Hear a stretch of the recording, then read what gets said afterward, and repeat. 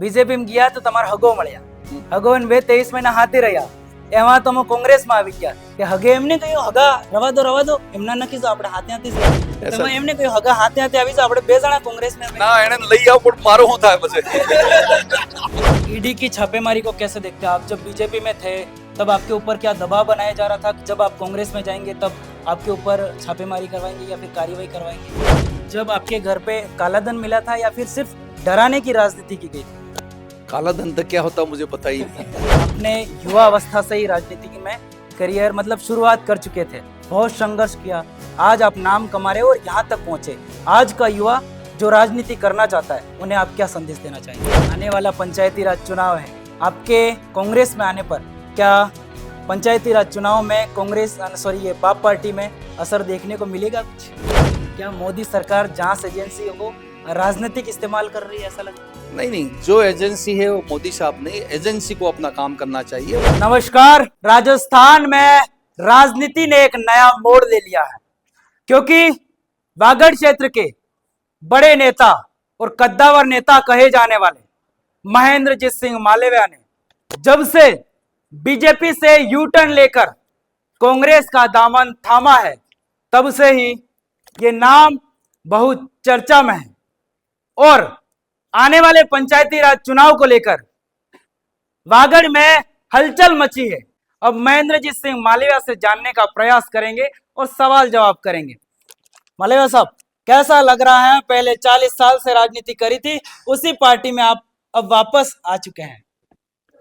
आपने भी देखा है कल करीबन 7 से 8 हजार कांग्रेस पार्टी के नेता कार्यकर्ताओं का इसी जगह हमारा सम्मेलन था। आज आपने अपनी आंखों से देखा है कार्यकर्ता बहुत उत्साहित है।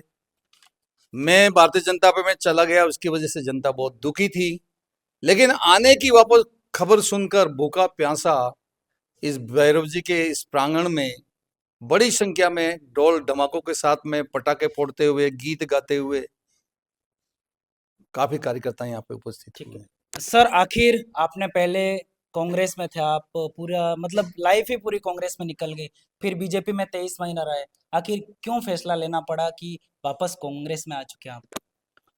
देखो, अगर किसी ने एक तरफाई देखा हो तो दिखता है कि यही सब कुछ विकास है, जबकि मैं 40 साल तक कांग्रेस पार्टी और बाकी सब पार्टियों के साथ में विकास क्या होता है इसको मैंने देखा है। 2 साल के अंदर भारतीय जनता पार्टी इस वागड़ अंचल और टीएसपी के लिए ऐसा कोई काम नहीं कर सकी जिसकी वजह से यहाँ का जनजाति वर्ग भारतीय जनता पार्टी को स्वीकार करे। और क्योंकि मैं जनजाति क्षेत्र का रहने वाला हूँ, जनजाति हूँ, तो मैंने अपने देखा कि मुझे अपनी पूर्व की पार्टी के साथ जाना चाहिए, जिस पार्टी ने मुझे, अभी मैंने गिना दिया आपको, 18 चुनाव छोटे मोटे में लड़ा हूँ, 4 बार एमएलए, 1 बार एमपी, 2 बार सरकार मंत्री रहा हूँ। और सिर्फ मंत्री नहीं रहा हूँ, बड़े बड़े काम किए हैं। यहाँ पे मेडिकल कॉलेज हम लेके आए, यहाँ पर जनजाति विश्वविद्यालय हम लेके आए, यहाँ पर इंजीनियरिंग कॉलेज हम लेके आए, और बड़े बड़े पुलों का हमने निर्माण किया। अपर हाइट 2-2.5 हजार करके केनालें हमने बनाई। 13 अरब रुपया हमने माही के सुदृढ़ीकरण के लिए, केनाल के लिए हमने दिया। वो मैंने एक विकास की एक लहर, विकास की एक गंगा बहती हुई, और खुद सरकार में मंत्री हुए काम किया। इतना करने के बाद जो वर्तमान में सरकार काम कर रही है, वो मुझे ऐसा लगा कि यहाँ मामला पार पड़ेगा नहीं। और राजस्थान के अंदर हर बार चुनाव के अंदर एक पार्टी जीतती है, दूसरी पार्टी बदल जाती है, तो मैंने देखा कि अगले टाइम तो कांग्रेस ही आने वाली है, तो मैं कांग्रेस में आ गया। अच्छा, ईडी की छापेमारी को कैसे देखते हैं आप? जब बीजेपी में थे तब आपके ऊपर क्या दबाव बनाया जा रहा था कि जब आप कांग्रेस में जाएंगे तब आपके ऊपर छापेमारी करवाएंगे या फिर कार्रवाई करवाएंगे? देखो, ईडी नहीं आई है, हमको गलत बात नहीं कहना चाहिए, ये एसीबी की कार्रवाई है। एसीबी भी देश की बहुत बड़ी एक संस्था है, और कहीं भ्रष्टाचार होता है तो संस्था उसको देखती है, बेईमानी बदनामी करने वाले लोगों के खिलाफ में कानूनी कार्रवाई होती है। अब मेरे 2 पेट्रोल पंप मेरे नाम से हैं, और पेट्रोल पंप के ऊपर डीजल कंपनी से आता है। मेरा तो इतना सा काम है कि मीटर रीडिंग से बेचना और मीटर रीडिंग से पैसा लेना, उसका कमीशन आता है, वो भी चेक से आता है, ऑनलाइन आता है। 1 रुपया का भी कोई गड़बड़ पेट्रोल पंप के ऊपर हो नहीं सकती। बेटे का कैसर प्लांट है तो वहां पर भी गए। तो कैसर प्लांट के अंदर क्या चोरी हो सकती है? एक गाड़ी अगर बाहर जा रही है तो ऑनलाइन पकड़ी जाती है, इसकी रॉयल्टी कट जाती है। तो जो 3 प्रतिष्ठान के ऊपर एसीबी ने कार्रवाई की, और की तो स्वागत है, उससे मैं अगर कोई गड़बड़ करता हूँ तो मैं सुधर जाऊंगा, लेकिन वहां तो 1 रुपये का करप्शन तो मिला नहीं, और न ही वहां पर उन लोगों ने ऐसी कोई कार्रवाई की। तो मैं इनके कार्रवाई से संतुष्ट हूं।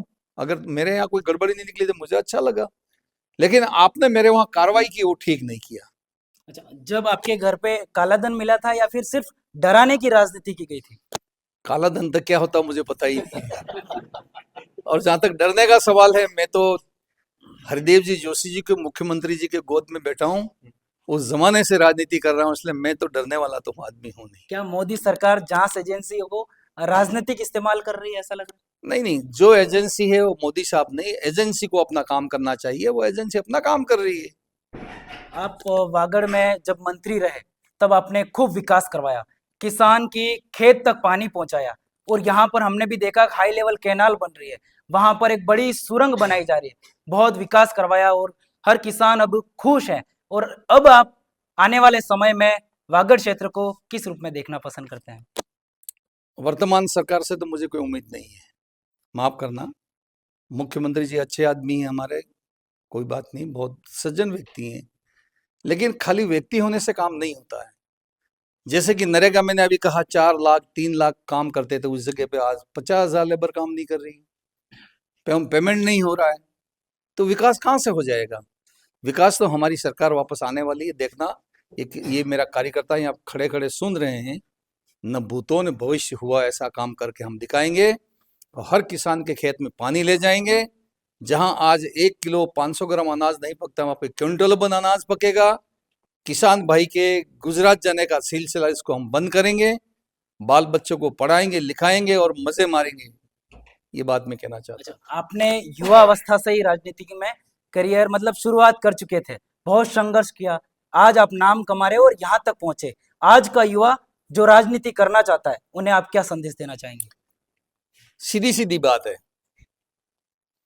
कि युवा का मोबाइल में रिचार्ज खत्म हो गया, बात करेगा? नहीं करेगा।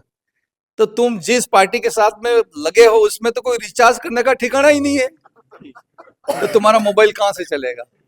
हैं? मोटरसाइकिल लोन लेके ले आते हैं और पेट्रोल डालने के फाफे पड़ जाते हैं, ऐसे काम थोड़ी देगा। आज अगर 10,000 करोड़ रुपया महेंद्र मालवीय लेके आया तो मैं अपने घर से लेके नहीं आया हूं, मैं किसी सरकार के साथ बैठा था, मुख्यमंत्री जी के साथ में बैठा था, इसलिए वो पैसा लेके आया हूं। और आज जो लोग हमारा विरोध कर रहे हैं, उनके घर के आंगन में तो पानी जा रहा है, और झंडी लगा रहे हैं किसी और की, और पानी पी रहे हैं हमारा। तो इतना तो युवाओं को समझना चाहिए कि नहीं समझना चाहिए? आपने 40 साल की राजनीति करी, 23 महीने आप बीजेपी में रहे और वापस आप कांग्रेस में आए, और आपका वो भाषण देने में आत्मविश्वास और वो स्थिरता और वो संयम कहाँ से मिलता है मालवीय साहब? ये मेरे लिए एक जुनून है। जब पब्लिक सामने होती है तो पता नहीं कहाँ कहाँ से कड़ावे और कहाँ कहाँ से शब्द और कहाँ कहाँ से गीत निकल के आते हैं। और आज तो कुछ भी नहीं किया, मैं तो खूब नाचता हूँ, गाता हूँ, कूदता हूँ। ये मेरा धन है, जितना भी खड़ा है मेरी संपत्ति है। अच्छा, आने वाला पंचायती राज चुनाव है, आपके कांग्रेस में आने पर क्या पंचायती राज चुनाव में कांग्रेस सॉरी ये बाप पार्टी में असर देखने को मिलेगा कुछ? नींद नहीं आ रही अभी। एक बात समझो, अगर ये हमारे देश की या राजस्थान की 7 करोड़ जनता है, और कल नई कोई पार्टी आती है तो 7 करोड़ वो नई थोड़ी लेके आएगी, जनता तो वही है जो 7 करोड़, वही तो बदलती है। तो यही तो जितने खड़े हैं इसमें से मेरे को एक वोट नहीं मिला, सभी बाप में देने वाले हैं। और अभी जब ढोल बजा रहे, मेरे साथ गीत गा रहे, नाच रहे, तो क्या बाप पार्टी को थोड़ी देंगे? आप तो वापस मेरे को देने वाले हैं इधर। तो बाप पार्टी के लिए तो हराम होना ही वाली नींद तो। अच्छा, अभी आप जब बीजेपी में गए तो मैं एक वागड़ी सवाल है दू, बीजेपी में गया तो તમારા હગો મળ્યા, હગો ને 23 મહિના હાથે રહ્યા, એમાં તમે કોંગ્રેસ માં આવી ગયા, કે હગે એમને કહ્યું હગા રવા દો એમના ન કીધું આપણે હાથે હાથે જ રહ્યા? सगा तो मेरे लिए झगड़ा कर रहा है। झगड़ा क्या कर रहा है पता है? कि मेरे विवाही स्वतंत्र हैं, वो कहीं भी जाएं कहीं भी रहें, वो उनका काम करे, मैं अपना काम करो। वो बचपन से भाजपा में, मैं बचपन से कांग्रेस में हूँ। हगा થઈ ગયા એનો મતલબ ઈ થોડો થઈ ગયા કે તો મટી ગયા તમે એમને કહ્યું હગા હાથે હાથે આવી જાઓ, આપણે બે જણા કોંગ્રેસમાં આપણે. ના એને લઈ આવો પણ મારો શું થાય પછી એટલે ઈ તાસ ઠીક હે ને મોહાઈશ ઠીક હો।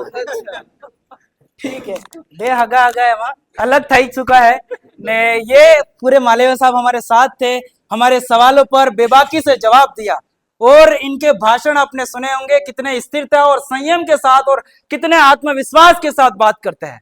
और इस पर आप क्या सोचते हैं, कमेंट करके अपनी राय जरूर दे। और आपने हमारे चैनल को अभी तक सब्सक्राइब नहीं किया, चैनल सब्सक्राइब करना ना भूलना। मालवीय साहब चैनल के लिए कुछ कह दो, लोग सपोर्ट करें थोड़ा।